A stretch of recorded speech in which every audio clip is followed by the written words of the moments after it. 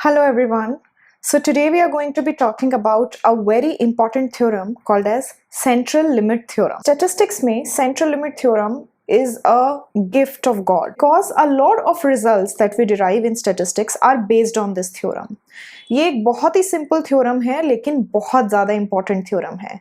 It basically says that when you take a large sample from a given population, then the sampling distribution of certain test statistics like sample mean will be normally distributed irrespective of the nature of the population distribution.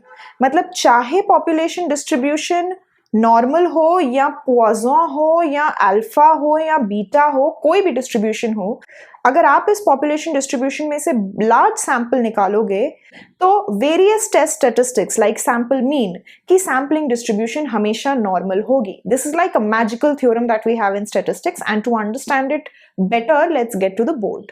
So central limit theorem basically says that when we take a large sample from a given population and we are assuming that the population is non-normal, मतलब ये एक ऐसी population है जो normally distributed नहीं है. जब हम किसी ऐसी population में से एक large sample निकालते हैं तो इस sample के some test statistics, for example sample mean, इस sample mean की जो sampling distribution होगी वो normal distribution होगी irrespective of the fact कि ये जो population है ये non-normal distribution है. हम already sample mean का sampling distribution कैसे बनाते हैं already पढ़ चुके हैं. हमें मालूम है sample mean अगर normally distributed होती है then we know कि जब हम इस sample mean का sampling distribution बनाते हैं तो इसका जो mean आएगा that should be equal to population mean and इसका जो variance आएगा इस sampling distribution का that should be equal to population variance by sample size. So we are basically saying it is a very simple theorem. Basically saying कि आपके पास एक population है जो कि non-normal distributed population है. आप जब इस population में से एक large sample निकालोगे तो इस sample का जो sample mean आएगा that sample mean will have a normally distributed sampling distribution with the mean to be equal to population mean and variance to be equal to population variance by sample size. अब हमने इतनी बारी large sample बोल दिया लेकिन what is exactly large sample? So we say as a standard rule we say that when the sample size is greater than 30 then we can easily use central limit theorem. So large sample का simple मतलब है कि जब आपका sample size 30 से ज्यादा है तो आप उस सैंपल को लार्ज सैंपल बोल सकते हो और सेंट्रल लिमिट थ्योरम को इजीली यूज कर सकते हो. In this figure we can see कि कैसे हम एक नॉन नॉर्मल डिस्ट्रीब्यूशन से नॉर्मल डिस्ट्रीब्यूशन की तरफ बढ़ रहे हैं जैसे जैसे सैंपल का साइज बढ़ रहा है. So this is the actual population distribution and ये जो डिस्ट्रीब्यूशन है ऑब्वियसली नॉन नॉर्मल डिस्ट्रीब्यूशन है because this is not symmetric. Now जब हम इस पॉपुलेशन डिस्ट्रीब्यूशन में से एक मॉडरेट या स्मॉल सैंपल बनाते हैं तो हमारे पास जो डिस्ट्रीब्यूशन आती है वो कुछ इस तरीके से आती है which again is not exactly normal but it closely looks like a normal distribution. But जैसे ही हम sample size बढ़ा देते हैं, so when we take a large sample size, then our distribution exactly looks like a normal distribution.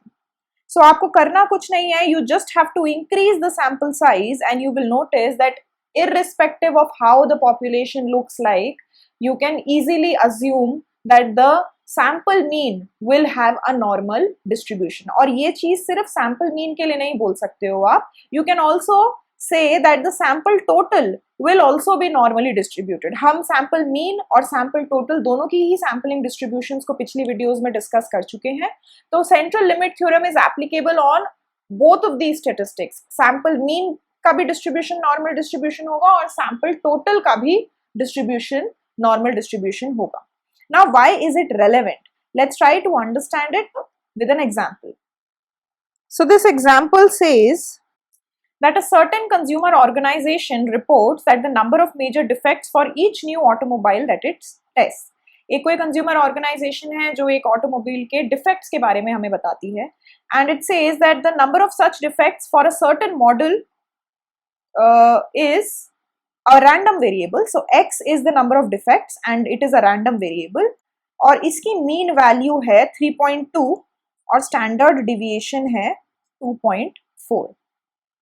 among 100 randomly selected cars of this model, so our sample size is 100, how likely is it that the sample average of number of major defects exceeds 4? तो हमको basically ये probability calculate करनी है that the sample average of number of defects, मतलब अगर x is the variable जो number of defects represent कर रहा है तो इसका average is greater than 4. ठीक है, तो हमें ये बताना है इस सैंपल में से जिसका साइज है 100. Now clearly this is greater than 30, तो हम यहाँ पे CLT यूज कर सकते हैं. आप नोटिस करोगे कि यहाँ पर हमको कहीं पे भी पॉपुलेशन डिस्ट्रीब्यूशन किस टाइप का है उसके बारे में नहीं इंफॉर्मेशन दी गई है, बट बिकॉज यहाँ पे n हमारा जो सैंपल है वो 30 से ज्यादा साइज का है, तो हम यहाँ पे CLT central limit theorem easily use कर सकते हैं और ये अज्यूम कर सकते हैं कि इस सैंपल में जो सैंपल मीन आएगा that will be normally distributed, और हमको निकालना है कि probability that x bar is greater than 4. क्योंकि अब हम ये अज्यूम कर चुके हैं कि ये एक नॉर्मल डिस्ट्रीब्यूशन है, तो हम इसको एक स्टैंडर्ड नॉर्मल वेरिएट में कन्वर्ट कर देंगे. So we'll convert this problem of x bar greater than 4 into z greater than, यहाँ पे हमें normal variate, standard normal variate निकालना पड़ेगा, which will be x bar minus mu by sigma x. हम यहाँ पे इसकी वैल्यू निकाल सकते हैं. सो z is greater then 4 minus 3.2 divided by 2.4, और इसको हम फर्दर कैलकुलेट कर सकते हैं. यहाँ पर हमारे पास एक वैल्यू आएगी, हम स्टैंडर्ड नॉर्मल टेबल को यूज करके यहाँ पे प्रोबेबिलिटी इजीली कैलकुलेट कर सकते हैं, and we can answer the question that how likely is it that the sample average will exceed number 4. Now you can notice that यहाँ पर जो ये random variable है, it is actually a discrete variable, क्योंकि ये आपको बता रहा है number of defects. तो obviously number of defects will be 1 defect, 2 defect, 3 defect. ऐसा कोई केस नहीं होगा जिसमें आपको बोलेंगे कि 1.2 defect है. So it is not a continuous variable, it is a discrete variable.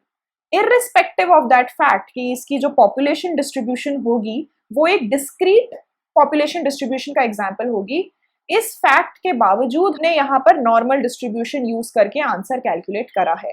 So that is the power of central limit theorem, that central limit theorem can be applied to discrete as well as continuous population distributions.